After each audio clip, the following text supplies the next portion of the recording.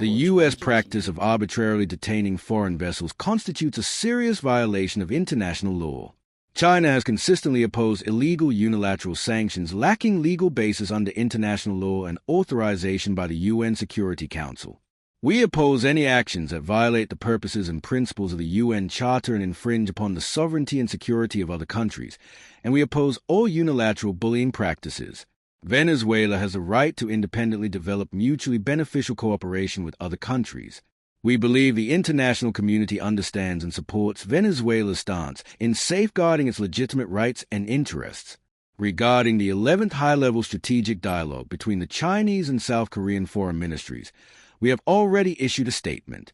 China's position and policies on the Korean Peninsula issue have always been consistent and stable. We will continue to play a constructive role in our own way to maintain peace and stability on the peninsula and advance the political settlement process. Regarding the nuclear submarine cooperation between the United States and South Korea, China has repeatedly stated its position on the relevant issues and hopes that the South Korean side will handle them prudently. Cambodia and Thailand are both important members of ASEAN. China commends and supports the mediation efforts of ASEAN, particularly Malaysia. As a friend and close neighbor of both Cambodia and Thailand, China sincerely hopes that Cambodia and Thailand will, based on safeguarding peace and stability along their border, and the fundamental interests of their peoples, cease hostilities as soon as possible and rebuild peace. Since the recent escalation of the Cambodia-Thailand conflict, China has been mediating and urging restraint in its own way. Foreign Minister Wang Yi has held telephone conversations with the foreign ministers of Cambodia and Thailand.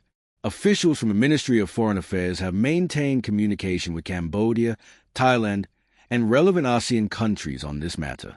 Deng Xijuan, Special Envoy for Asian Affairs of the Ministry of Foreign Affairs, is currently shuttling between Cambodia and Thailand to mediate. China will release information on Special Envoy Deng Xijuan's mediation efforts at an appropriate time.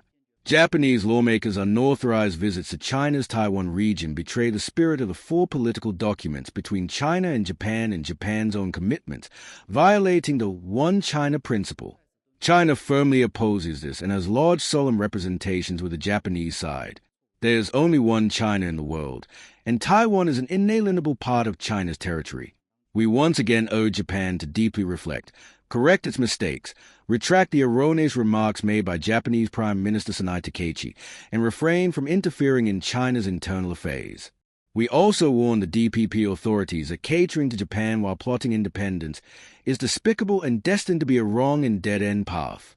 China is shocked by the open declaration by a senior official of the Japanese Prime Minister's office and a close aide to the Prime Minister that Japan should possess nuclear weapons. Such remarks constitute a blatant provocation against the post-war international order and the nuclear non-proliferation regime, pose a grave threat to regional and international peace and stability, and completely contradict Japan's professed commitment to pursuing a path of peaceful development. They cannot be dismissed as mere personal opinions. The international community must remain highly vigilant and firmly oppose them. If Japan dares to defy international justice and test the limits of the international community, we will not tolerate it.